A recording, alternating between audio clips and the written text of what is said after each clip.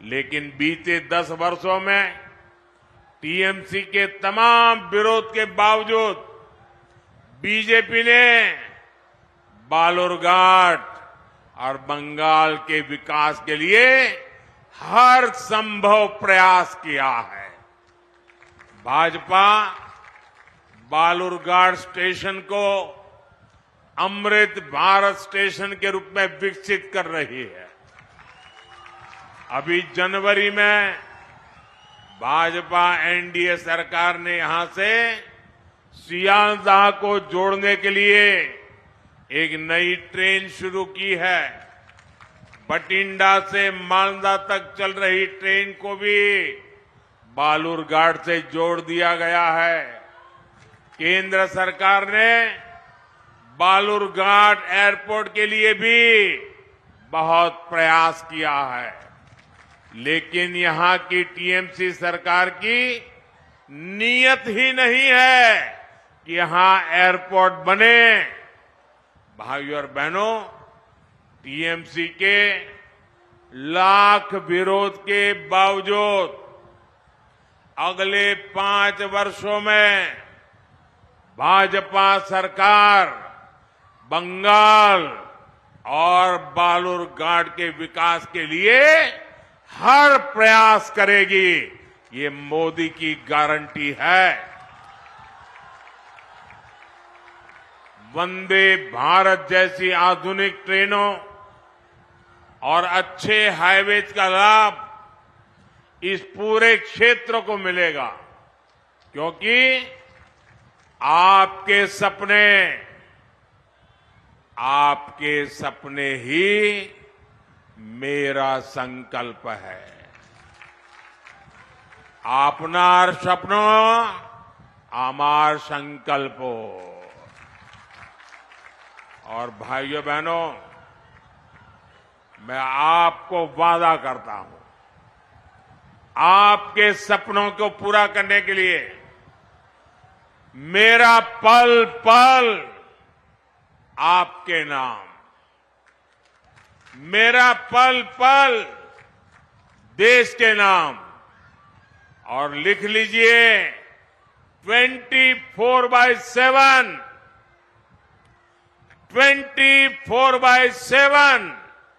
For 2047। ये मोदी आपके लिए है। साथियों, दिनाजपुर क्षेत्र के पिछड़ेपन का बड़ा कारण यहां के किसानों और कारीगरों की उपेक्षा भी है। गंगा रामपुर का हैंडलूम तांत, यहां के कलाकारों द्वारा बनाई गई लकड़ी की प्रतिमाओं की तारीफ हर जगह होती है। यहां के किसान तो जूट उगाते हैं, उससे देश की जरूरत पूरी होती है। इतने दशकों बाद ये भाजपा सरकार है जिसने जूट किसानों और कलाकारों की चिंता की है।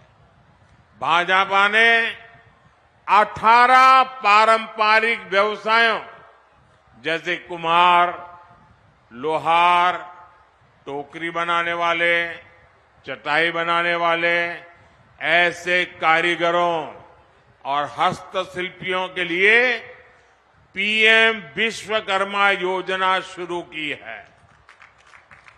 इस पर 13,000 करोड़ रुपए खर्च किए जा रहे हैं ताकि उनकी प्रतिभा को पहचान मिले, उनका काम बढ़े, उनकी आय बढ़े। हमारी ही सरकार ने बैम्बू को घास की श्रेणी में डाला था ताकि उससे आजीविका चलाने वाले लोगों को बैम्बू काटने में परेशानी न हो। जूट किसानों के लिए हमने पिछले 10 वर्षों में जूट की एमएसपी 2 गुने से ज्यादा बढ़ाई है। हमने चीनी, अनाज ऐसी अनेकों चीजों की पैकेजिंग के लिए जूट का उपयोग बढ़ाया है ताकि जूट की खपत बढ़े और मेरे जूट किसानों को लाभ हो। जूट किसानों के लिए हमने जूट आई केयर योजना भी शुरू की है, जिसका लाभ बंगाल के 3 लाख से ज्यादा किसानों को मिल रहा है। साथियों, बंगाल की टीएमसी सरकार तोलाबाजों, अपराधियों और भ्रष्टाचारियों का अड्डा बन गई है। बीजेपी कार्यकर्ता की यहां आए दिन हत्याएं होती हैं। बालूरघाट में कुछ वर्ष पहले हमारे बूथ सभापति की हत्या की गई। संदेश खाली में महिलाओं पर जो जुल्म हुए, शोषण की जो घटनाएं सामने आई, उनसे पूरा देश दहल गया है। देश ने ये भी देखा कि टीएमसी सरकार किस तरह संदेश खाली के अपराधी को आखिर तक बचाने में लगी रही। साथियों, टीएमसी बंगाल में भ्रष्टाचार का भी खुला खेल खेल रही है। सरकारी ठेके टीएमसी के गुंडों का बिजनेस बन गए हैं। यहां तक कि प्राइमरी शिक्षकों की भर्ती तक में घोटाले हो रहे हैं। सरकार में मंत्रियों के ठिकानों पर रेड होती है तो करोड़ों रुपया कैश बरामद होता है। एजेंसियां जब भ्रष्टाचारियों पर कार्रवाई के लिए जाती हैं तो उन पर हमले करवाए जाते हैं। भाइयों और बहनों, टीएमसी ने एक तरह से बंगाल को अवैध घुसपैठियों और अपराधियों को लीज पर दे दिया है।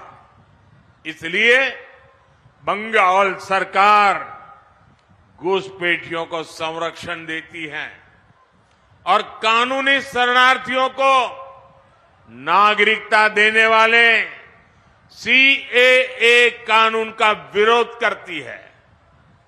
आपको इनकी अफवाहों में नहीं आना है। ये अपने भ्रष्टाचार और अपराधों को छिपाने के लिए झूठ का सहारा ले रहे हैं। टीएमसी को इनके पापों की सजा कमल का बटन दबाकर देनी है। साथियों, आने वाली 26 अप्रैल को बंगाल के भविष्य के लिए बड़ा अवसर है। बालूरघाट से आपके सांसद और बीजेपी प्रत्याशी भाई सुकांत मजमूदार जी ने पिछले 5 वर्षों में यहां के विकास के लिए दिन रात मेहनत की है। आपको इस बार इन्हें रिकॉर्ड वोटों से जीतवाना है। आपको मैं एक जिम्मेदारी और दे रहा हूं। आपको पश्चिम बंगाल के घर घर तक मोदी का प्रणाम पहुंचाना है। मेरे साथ बोलिए, भारत माता की, भारत माता की, भारत माता की। बहुत बहुत धन्यवाद।